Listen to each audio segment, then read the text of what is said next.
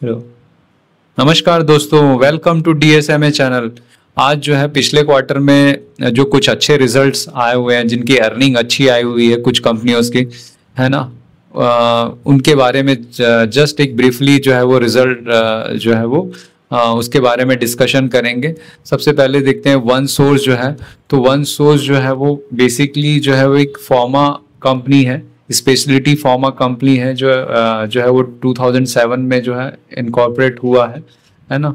तो इसका जो क्वार्टरली जो है रिजल्ट्स देखते हैं तो दे आर जो क्वार्टरली रिजल्ट आया है, इनका जो सेल्स आया है वो 426 करोड़ है ना। 426 करोड़ जो है वो रिजल्ट आया हुआ है। एंड जो है एक्सपेंसेस टू, तो मार्जिन जो है वो 43% है एंड टोटल प्रॉफिट जो है वो 98 जो है वो करोड़ आया है, जो बहुत ही अच्छा प्रॉफिट इसने जो है वो वन सोर्स स्पेशलिटी फार्मा ने दिया हुआ है। तो कौन कौन से सेगमेंट ने जो है वो अच्छा किया है हुआ है वो देखते हैं इसका। तो इनके दो हैं मल्टी मॉडल सीडीएमओ। ये सीडीएमओ जो है CDMO 1 और CDMO 2 के नाम से जो है इनका जो है वो प्रोडक्ट है ना। तो इनका जो है वो देखते हैं कि कौन कौन सा जो है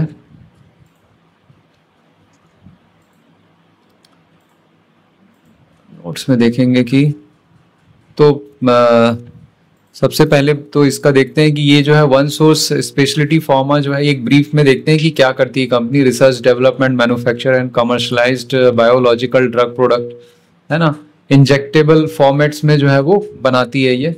it also offers end to end CDMO जो है वो, है ना, service across all phases of pre clinical and clinical development and commercial supply of the biologics. तो बायोलॉजिक्स के जो है वो फील्ड में जो है वो कंपनी जो है वो प्री क्लिनिकल फेजेस और क्लिनिकल डेवलपमेंट के जो है वो सर्विस प्रोवाइड करती है ना।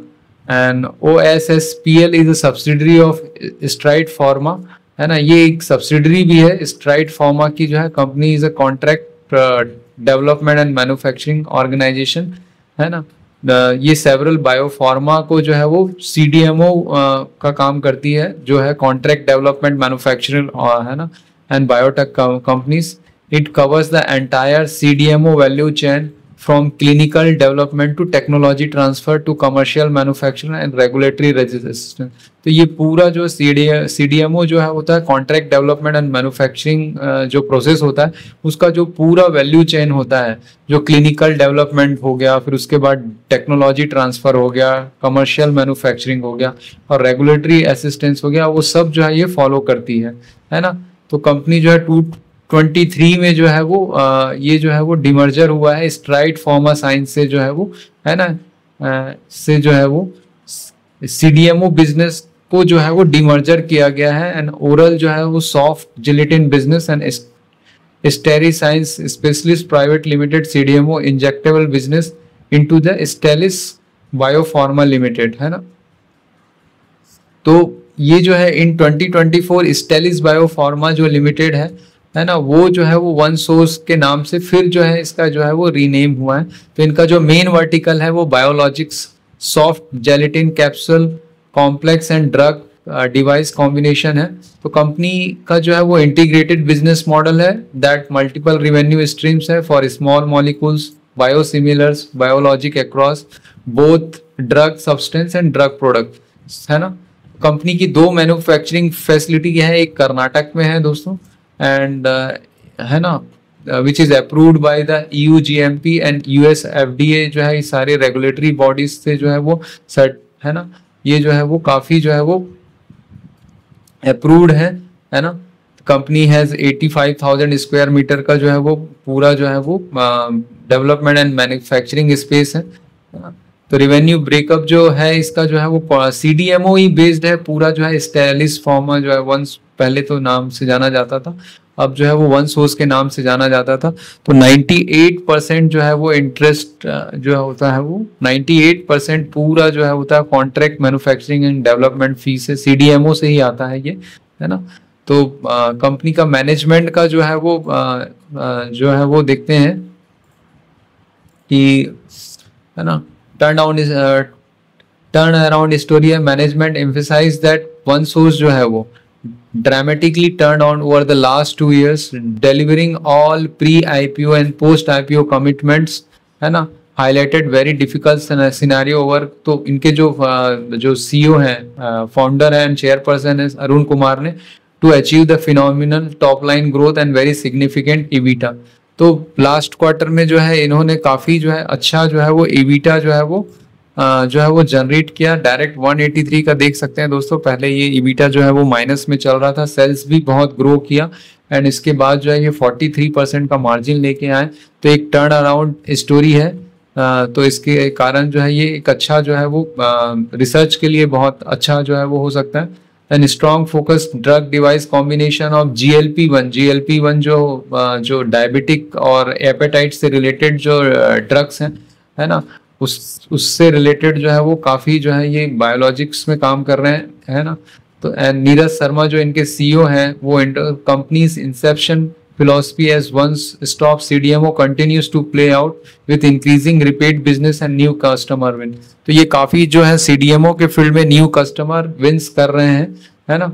कस्टमर बेस एक्सपेंशन जो है added new 15 customer in F25 and taking total logo count to 70।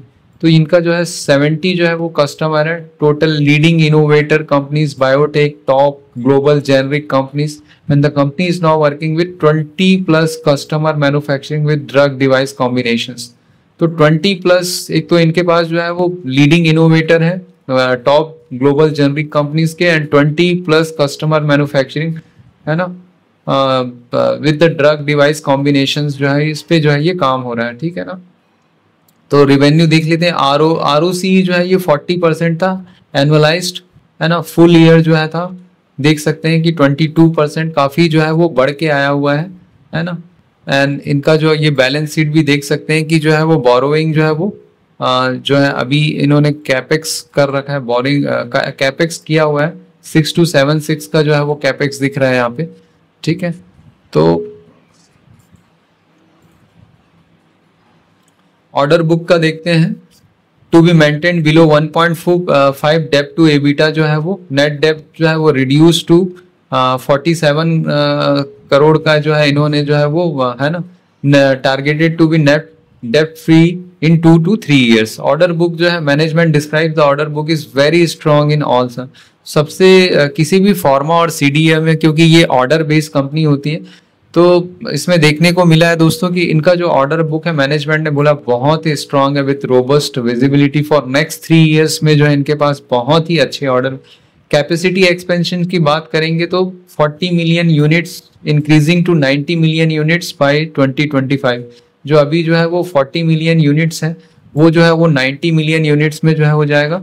Further doubling plan to the end FY26।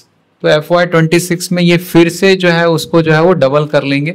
Total capex outlet जो है वो $100 million विद नेक्स्ट 2 years में जो है इन्होंने प्लान किया है थ्रू द इंटरनल एक्रूअल्स। मतलब ये खुद के जो है वो अपने जो है वो इन्वेस्टमेंट से और डेप्थ और जो है वो कस्टमर पार्टिसिपेशन से जो है वो 100 million का जो है वो $100 million का जो है वो कैपेक्स जो है वो अनाउंसमेंट किया हुआ है ना। New lines are combi lines that can handle both vials and cartridge, enhancing operational flexibility।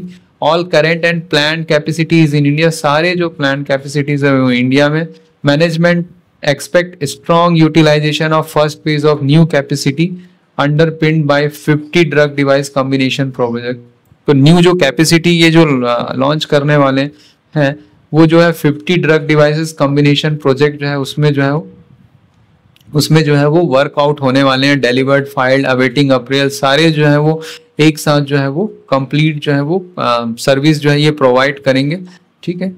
And इनका जो ऑपरेशनल हाईलाइट है, प्रोजेक्ट पाइपलाइन जो है वो 50 active spanning small large molecules peptides और बायोलॉजिक्स है। ये सब में दोस्तों टाइम लगता है। देखिए पहले इनका जो वो निगेटिव चल रहा था, लेकिन जैसे ही जो है प्रोजेक्ट जो है वो डिलीवरी फेज में गया हुआ है तो इनके बाद जो है इनका जो है मार्जिन जो EBITDA मार्जिन जो है वो बहुत ही जंप कर गया।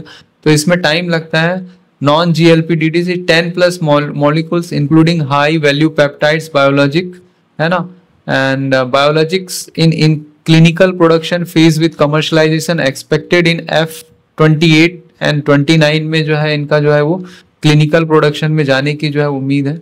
F28 एंड 9 में जो है वो और कुछ कमर्शियल लॉन्चेस जो है वो लीरा ग्लूटाइड के नाम से है, टेरिफ पैराटाइट के नाम से है, सेमा ग्लूटाइड के नाम से जो है वो है ना, ये सब जो है F26 ऑनवर्ड जो है वो लॉन्च करने का जो है वो इन्होंने किया हुआ है। तो रेवेन्यू मिक्स जो है वो है ना, F25 जो रहेगा वो milestone and licence fee from DDCA project with commercial sales ramping up as a patent expire, ठीक है ना। रेवेन्यू आउटलुक का देखते हैं दोस्तों, with lumpy quarter and high performance like our H2 quarter is stronger than H1। H2 क्या होता है, जो आपका जो है वो जो दिसंबर से जो है मार्च वाला रहता है वो क्वार्टर जो है इनका स्ट्रॉन्ग रहता है। F26 will be more or less mirror of F25, H1 will being a lot tepid compare to very strong H2, है ना। गाइडेंस जो है वो इन्होंने जो गाइडेंस जो है रिवेन्यू, ये सबसे महत्वपूर्ण चीज है कि जो है वो CAGR of 30% with EBITDA margin of 40%, with EBITDA margin of 40% का जो है इन्होंने जो है वो गाइडेंस दे रखा हुआ है ना। तो बहुत ही प्रॉमिसिंग गाइडेंस है मैनेजमेंट का जो है वो, है ना। टेक और प्राइसिंग ऑन कॉन्ट्रैक्ट्स टर्म जो रहते हैं इसके जो है customer capex participation are in place to secure capacity, ठीक है। तो इस तरीके से ये काफ़ी जो है अच्छे गाइडेंस और इंटीग्रेशन और ये सब जो है रिस्क, इनका जो है रिस्क और फॉर्मा में जो एक रिस्क रहता है प्राइस एरोजन्स का जो रहता है, प्रोजेक्ट लॉन्चेस में देरी हो सकती है स्पेशली फॉर दी सेमीग्लूटाइड और अदर DDCA। तो F26 will be a lot of dependent on the product approval and the customer approval. Management does not see any law, अभी मटेरियल जो इनका जो रॉ मटेरियल जो यूज होता है अभी उसमें कोई ज़्यादा रिस्क इनको नहीं दिख रहा है ना। Decision to pause on board of new DDCA, तो इस तरीके से जो है ये कंपनी जो है काफ़ी प्रॉमिसिंग लग रही है और एक 30% रिवेन्यू ग्रोथ एंड 40% इमीटा मार्जिन का जो है वो गाइडेंस दे रही है, जो कि बहुत ही अच्छा माना जाएगा। यहीं तक रखते हैं दोस्तों।